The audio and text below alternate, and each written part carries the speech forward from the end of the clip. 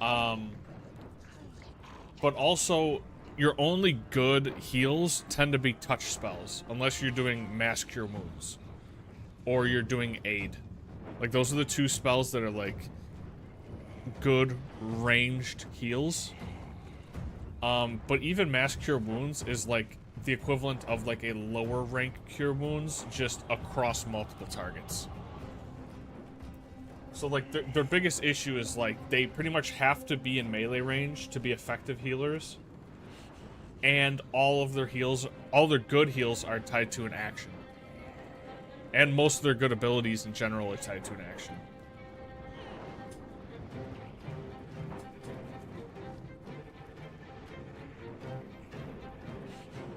War Cleric, their divine shit is a second attack.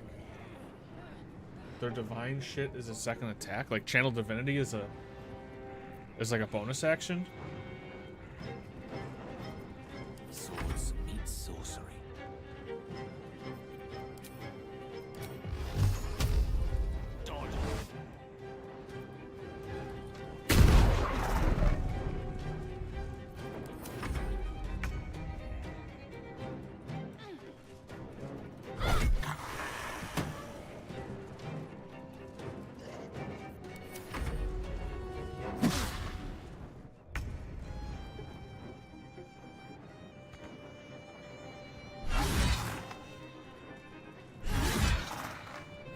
This curse is getting fucking bad.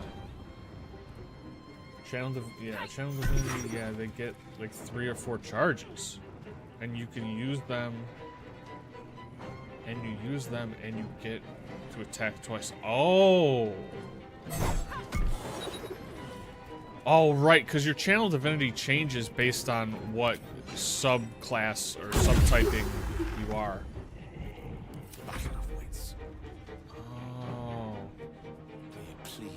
So pretty much they get extra Channel Divinities, and those Channel Divinities are the equivalent of Action Surge. Oh. That's an interesting way of fixing that issue.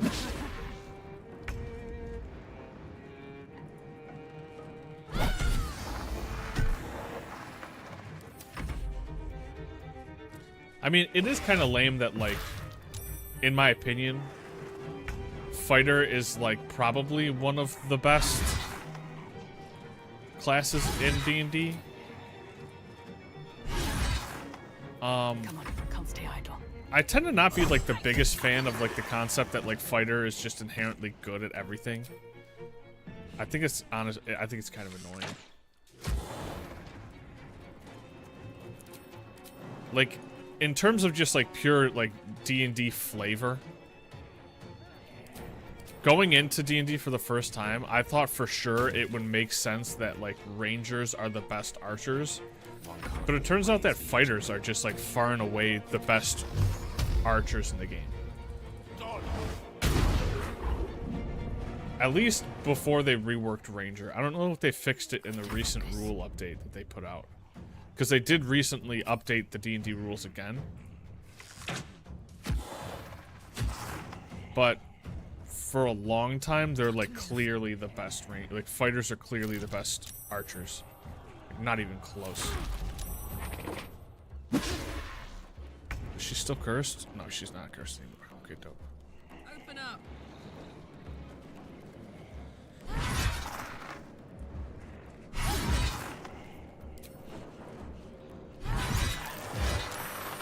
Shattered at last. No more trouble this time I'll again. feel that one later.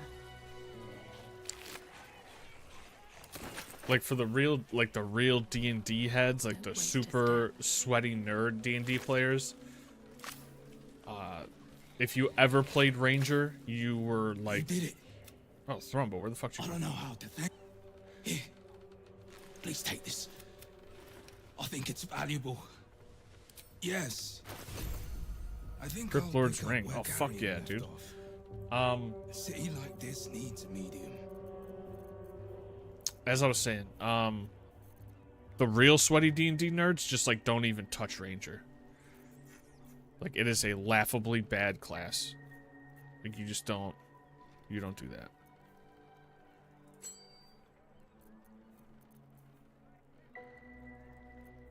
But fighter is just like the best version of ranger. And it's weird because like in Dark and Darker it's the same way. Fighters are better rangers. I don't give a shit about any of this.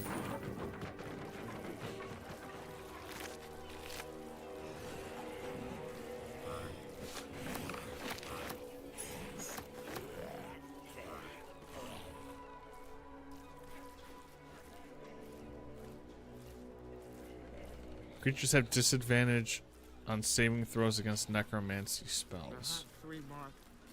Life Essence Harvest. When the wielder kills a hostile creature with the spell, they greedily absorb its energy and gain Life Essence. Affected entity has absorbed a creature's essence and can use that essence to cast any necromancy spell without consuming its spell slot. Huh. That doesn't seem half bad. I mean, I think they really fucked up. I remember when I started my D&D campaign, that was like one of the first things we addressed. That was one of the first things I addressed. Like, I sat everybody down and it was like, look, I think animals are extremely poorly put together in D&D. And I'm like, I want to do animal like companion mechanics completely fucking different. Like, I think in the rulebook, I think they're absolute dog shit, and like I think we need to just decide as a group that like fuck the rulebook on this one. Like, let's just do it our own way, because it's really bad. It's really fucking bad.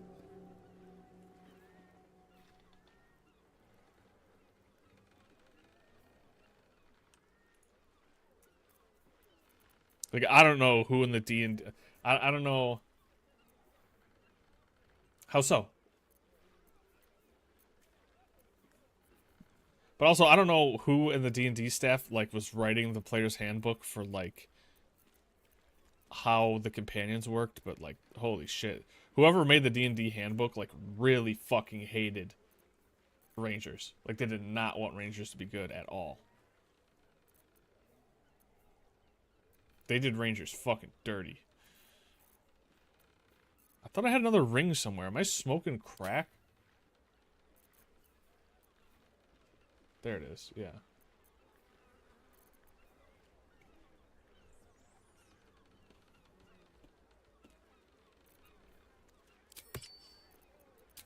Of course. Once the house is back in the... I'd like to see you spend the week living life out on the streets. I don't think they will do it. You know what I'm saying? What's this? He's never coming back. Why am I supposed to give a shit about that torch?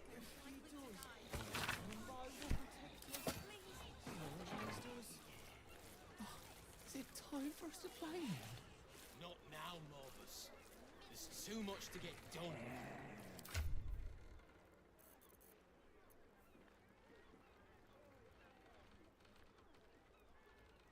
It's a club.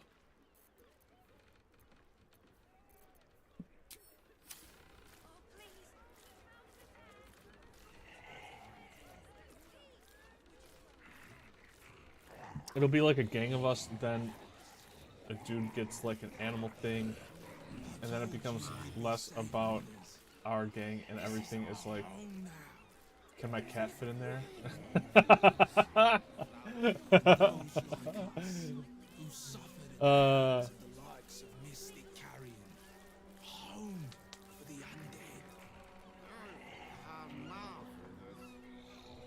undead.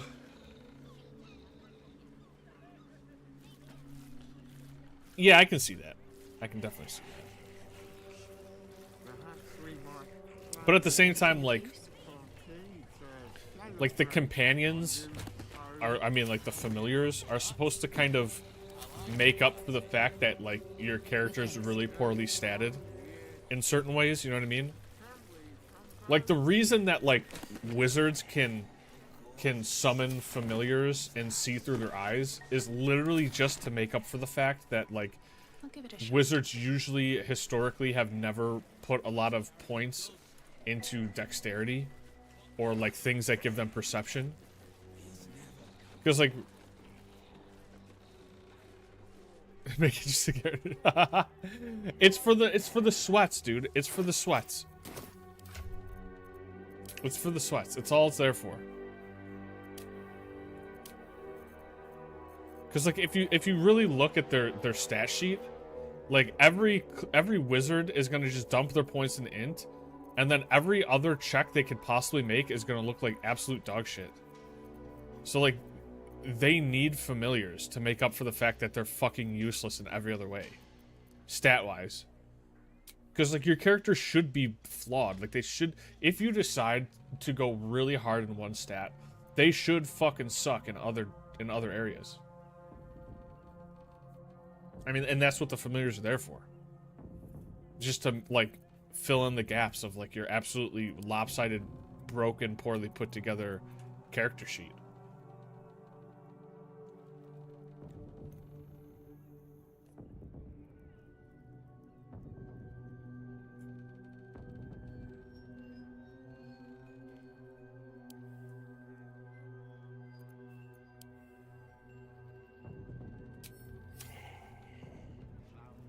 But again, it comes down to like, I get you, because it ultimately comes down to like sweaty gamers wanting to be good at everything. That smell. But like you can, as a DM, like you can reel that shit in. You know what I mean? Like I met in Discord with the players in my campaign. And I told them that straight out. I was like, just like, I'm gonna be 100% honest with you guys. I'm like, if you attempt to do some like obnoxiously broken shit with your character, it's gonna fuck up the whole campaign. Like I will put some dumb bullshit in the game and like kill your character off. Like I don't care.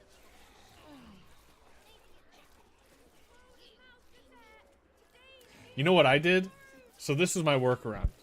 You know Darkus, obviously, right? Like you know Connor. Connor's playing a ranger, and he was trying to use his like ranger spells to like charm this rat, and he gave him like he gave this rat like a really vague order. Like he animal friendshiped this rat, and he was speaking to it. And he's like, yo, I need you to go and gather information for me about, like, whatever quest they were on about. So I just had the rat, like, go off. And when the rat came back with this information, I had the rat, like, eavesdrop on a conversation between, like, a husband and a wife that were just, like, really upset at a bar and were, like, arguing about something really small and stupid. And I just had this rat ramble on in, like, really specific details about like a marital dispute that had absolutely nothing to do with what he was asking for. Because like the rat wouldn't be smart enough to even know what you're referring to or like what kind of information you care about. So like I just make the animal as stupid as they would realistically be. So like it's like, yeah, go ahead and like try and make friends with all the animals you want, but like unless you're extremely specific, or unless this animal is somehow smarter than the average animal, this animal's gonna fuck up whatever you're doing if you're not watching it.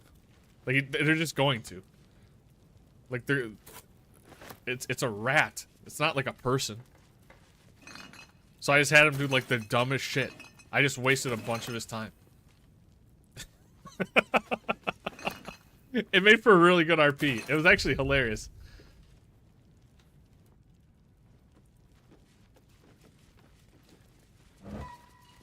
And then after that, he just, like, as a player, he just stopped. He didn't have to stop, but he, like... Darkus tends to, like, you know...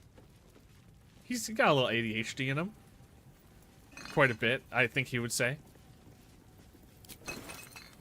So I keep giving him these opportunities to, like, talk to animals, and like, I keep, like, placing beasts in front of him to interact with, and he just doesn't do it anymore at all.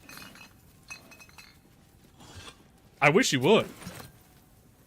I wish you would. I literally made an encounter where two, like a pack of animals, like, calmly walked up to him and, like, didn't fight on sight. And he completely forgot that he could talk to them and just instantly tried to kill them. After one interaction with a rat that didn't work out, he has just tried to murder every animal he's seen. It's great.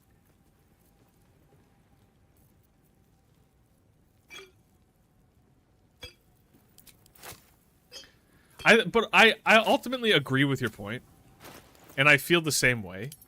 I think the hard part of it is, like, it heavily relies on your DM's ability to, like, see imbalanced or broken shit happening and address it.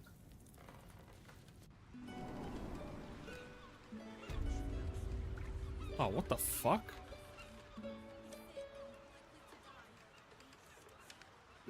Swift as my feet can carry me. These MFers care more about their animal than the gang.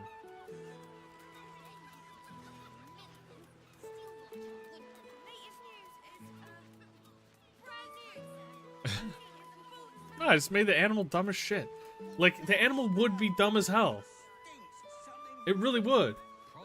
Like, I know in, like, Baldur's Gate, right? Like, when you talk to, like, a fucking squirrel, it has, like, good vocabulary and is, like, eloquently communicating and thinking. But, like, that's not... Like, if you look at the stat sheet of, like D&D 5e rat stats...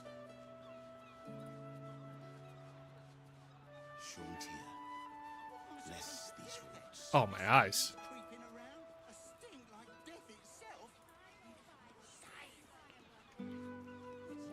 A -4 modifier to int. If you had a conversation with a rat with a -3 charisma and a -4 int modifier, this thing would be fucking drooling on itself. This thing would be, like, grunting, like, it would barely be able to communicate.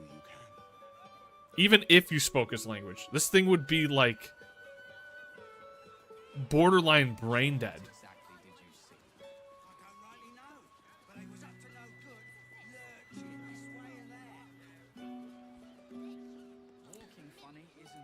Like, at, like...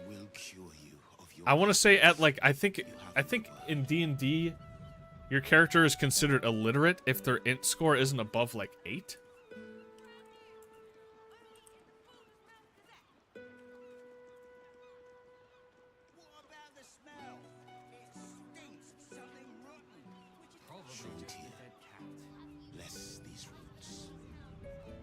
Let's see. Depending on your backstory, a character with 8 int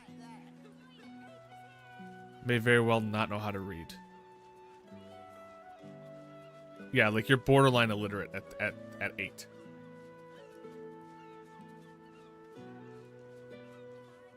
Awaken, little one. Yeah, if you spoke to a rat, it would just give you, like, simple one-word answers. Like, realistically. Got to be paying the mouthing fees. What do you want me to do? Arrest the smell? Some help you are. Where's the steel watch when you need them? Super Saiyan rat. Honestly, that would fucking look sweet. Imagine a rat, but covered in Saiyan hair. That would look fucking raw. The best thing I had a DM do is write why we as a ragtag group of motherfuckers would be traveling together. I agree with that, Ram, but I also don't agree with that at the same time. It's if the group is looking for a cohesive group, I think that's good advice. But, like, Darkus's campaign, like, it's just a bunch of people that want to do their own things and have been, like, traveling together out of, like, sheer convenience. Like, they haven't even really sat and, like, had a conversation about why they're even walking next to each other. And that's totally their choice. If they don't even want to think about it, they don't have to think about it. I set them up for RP situations And if they don't bite the hook, I'm not gonna force that on them. It's unfair for me to like try and force that upon them. If that's what they want, that's what they'll never naturally like gravitate towards. Miscreants creeping around, a sting like death itself. Like I would say the hardest part of our campaign is that I think we have a lot of new role players in our campaign, so I don't know how comfortable the players are role-playing a conversation as their characters.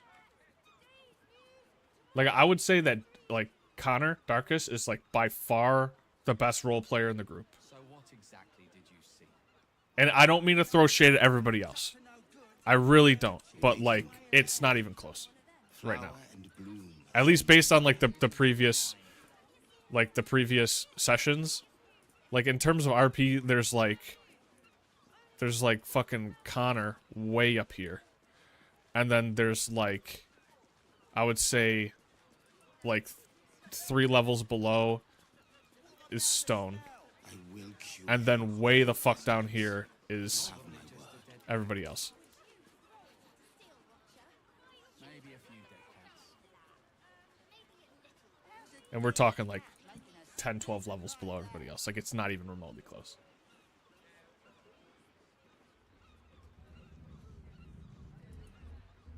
I think Brandon is trying. And I think Vito is too afraid to speak over anybody else that might be talking. And I think Mike is playing his character well in terms of like how his character would realistically act. But I think his character, that character that he's created, just doesn't talk very much.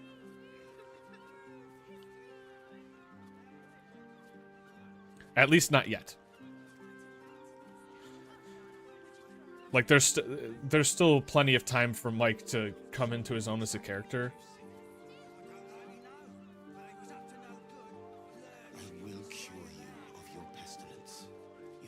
Yeah, Vito has just been role-playing as the Mad Hatter.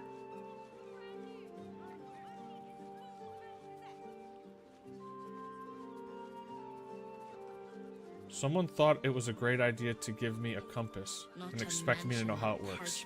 So I gotta say, yeah, that was fucking hilarious. They just gave you a compass and like they just didn't tell you what to do with it or like what the point of giving you the compass was. And I love how like you immediately recognized that and acted on it.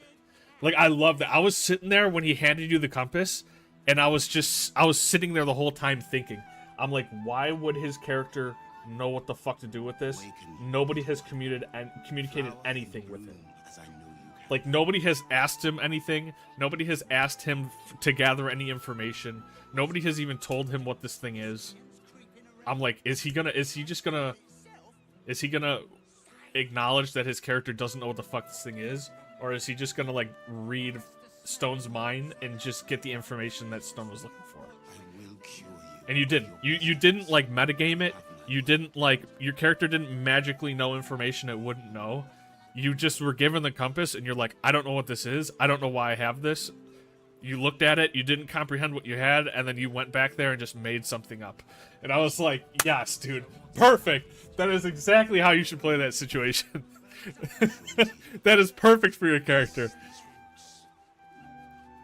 There's no reason to assume your character knows anything about what the fuck's going on in his head. The broadsheet's gone to pot ever since I left. This is perfect.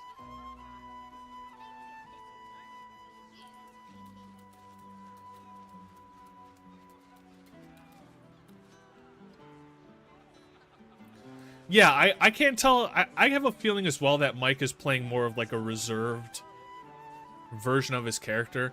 I think, unfortunately, it doesn't lend too well to the early parts of a campaign. But I can see, like, over a certain amount of time, it would allow the other players to kind of explore the RP of their character, while Mike's story is just kind of in the background that can be addressed at any point in time. And I think for a player like Mike, who's been playing D&D for like quite a while, I think it's honestly like in terms of like being an RPer, it's like a pretty smart move on his part. If I don't know if he's doing that consciously or subconsciously, but if he is doing it consciously, I think it's very smart.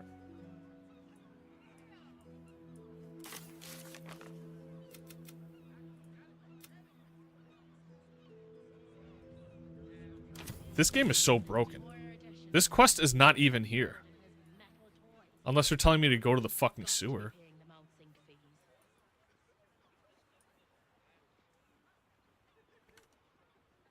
Alright, I'm cheating more. I'm over this game. I'm not gonna lie. I just want this game to end at this point. What's the name of the fucking hag quest? Fuck off.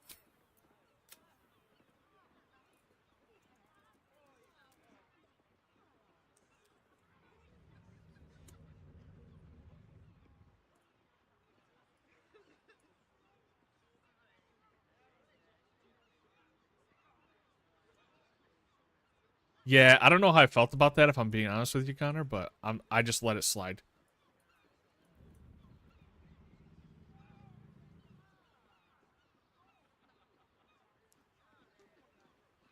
Yeah, I finished the House of Hope. So, I kind of sold my soul to like that demon.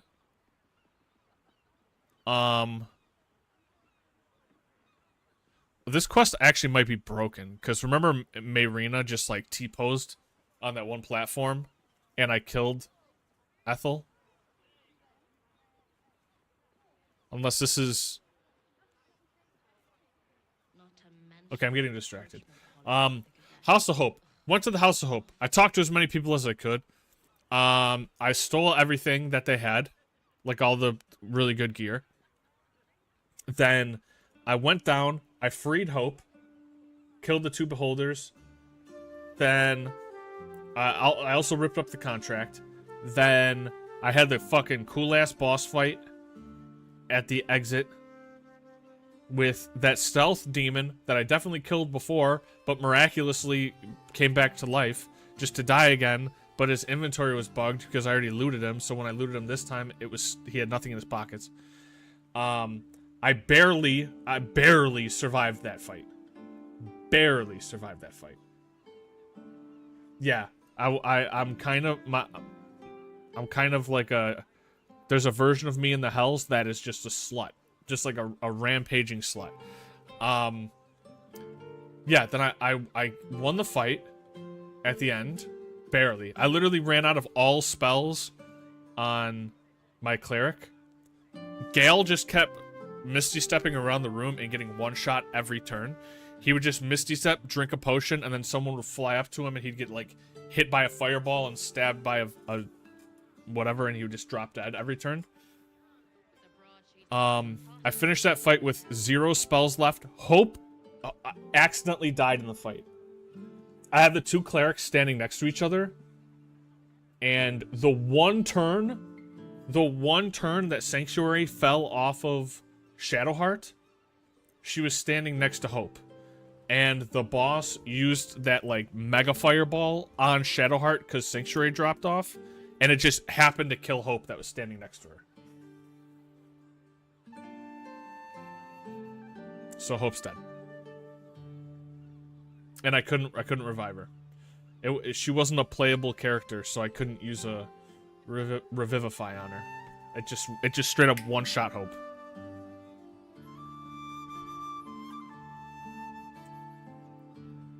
No.